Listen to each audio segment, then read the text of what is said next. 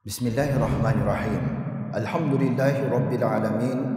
Wassalatu wassalamu ala Sayyidina Muhammad wa ala alihi wa ashabihi ajma'in, amma ba'd. Assalamu alaikum wa rahmatullahi wa barakatuh. Құрметті жамағат, Алла Тағала Худ сүресінде бізге былай дейді: шынында жақсылықтар, момын мұсылманның істеген ізгі істері, жақсы амалдары жамандықтарды жояды, жамандықтарды кетіреді дейді. Ардақты пайғамбарымыз, Алланың оған салауаты мен сәлемі болсын, хадисте былай деген: қайсы бір момын мұсылман жақсы істі қалап, ниеттеніп, соны істеймін деп, бірақ оны істей алмайтын болса, белгілі бір себептерге байланысты, онда Алла Тағала ол істі істеді деп бір толық сауап жаздыртады екен. Ал егер момын мұсылман шынайы бір ізгі іске ниеттеніп және оны жүзеге асырса, Алланың жәрдемімен, Алланың қалауымен, онда ол 10 еседен 700 есеге дейін және одан да көп сауаптарға кенеледі делінеді.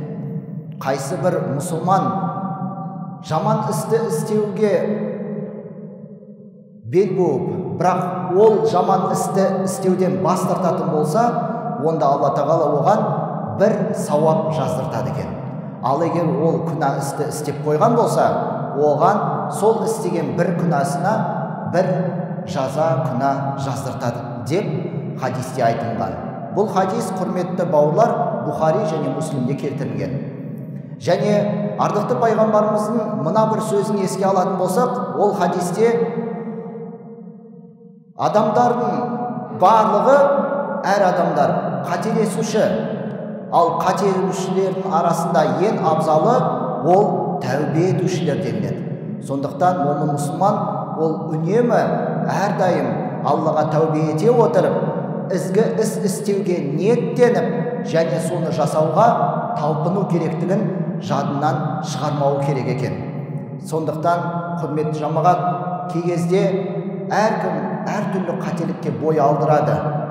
Момын мұсылман ол әрине Алла Тағаладан қорқады, Аллаға сыйынады, Құран мен сүннетпен жүреді, бірақ ертелі кеш бір қателікке бой алдырады, қателікке бас соғады.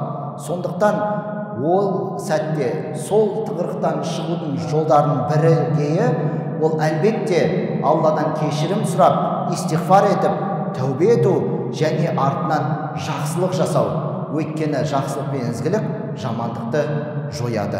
Ва ахиру дауана анилхамдулиллахи раббил аламин. Алла разы болсын.